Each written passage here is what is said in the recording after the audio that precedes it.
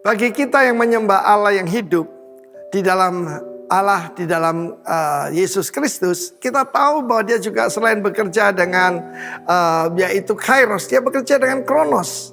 Sebagai contoh, saya mau terangkan kenapa tentang tanggal 17 bulan Nisan itu begitu penting. 14 bulan Nisan adalah Pesah, pelepasan daripada perbudakan Mesir, masuk dalam kemerdekaan anak Allah. Tapi tanggal 17 bulan Nisan, kalau kita lihat dalam kitab Kejadian misalnya, itu adalah saat di mana Bahtera Nuh mendarat di Gunung Ararat. Ararat artinya the curse is reversed, yaitu kutuk itu dibalikkan, saudaraku. Menjadi apa? Menjadi berkat. Saudara yang kasih Tuhan, itu yang dilakukan Yesus Kristus. Dia menanggung kutuk. Dia sengaja memilih kematian di atas kayu salib. Itu kematian yang paling terkutuk, tergantung atas langit dan bumi. Dan saudaraku, supaya apa? Supaya berkat Abraham sampai kepada bangsa-bangsa lain. Tanggal 17 Nisan yang lain adalah ketika bangsa Israel melalui Laut Teberau.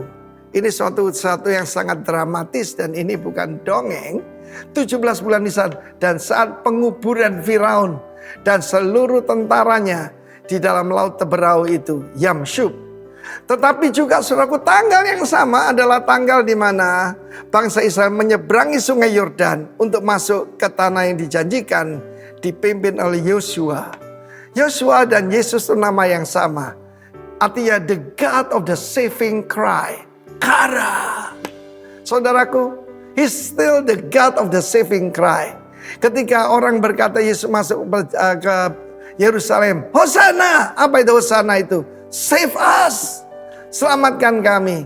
Dan pada tahun ini begitu banyak kesulitan, tapi Allah kita yang telah bangkit, namanya Yeshua, the God of the saving cry. Dan satu lagi yang paling penting yang kita baru rayakan minggu yang lalu adalah kebangkitan Yesus Kristus dari antara orang mati. Firman Allah mengatakan dia telah turun ke bumi yang paling bawah. Bukan neraka ya, tapi dunia orang mati di dalam bumi. Dan dia melepaskan para tawanan.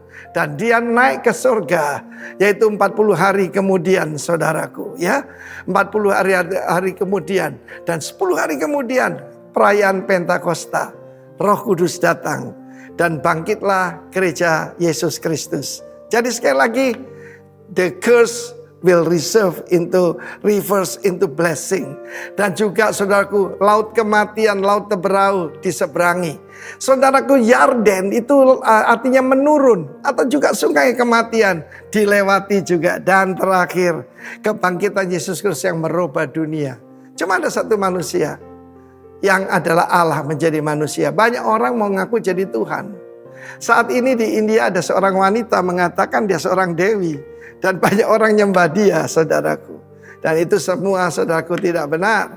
Karena cuma ada satu yang bisa bangkit dari kematian. Karena itu jangan lupa bahwa kalau Yesus dibangkitkan, kita juga akan mengalami kebangkitan. Bukankah itu luar biasa, saudaraku? Kita akan dilepaskan dari perbudakan dunia ini, Mesir. Dan kita juga akan mengalami kemenangan demi kemenangan di tanah yang dijanjikan. Dan satu lagi, kita tidak perlu takut lagi kematian karena ada resurrection factor. Saya ketemu seorang teman saya, seorang ibu dari Filipina. Waktu kita kenalan, saya bilang, my name is Timotheus Arifin. Dia bilang, my name is Rex. Ya, saya kaget, menarik ini Rex ini. Rex itu kalau bahasa Latin raja kan, tapi ternyata namanya resurrection, saudaraku. Resurrection kalau lafal Filipina resurrection, kebangkitan. Mungkin ada saudara teman kita namanya Anastasia, itu juga kebangkitan. Kiranya kuasa kebangkitannya bekerja pada kita. God bless you. Amin.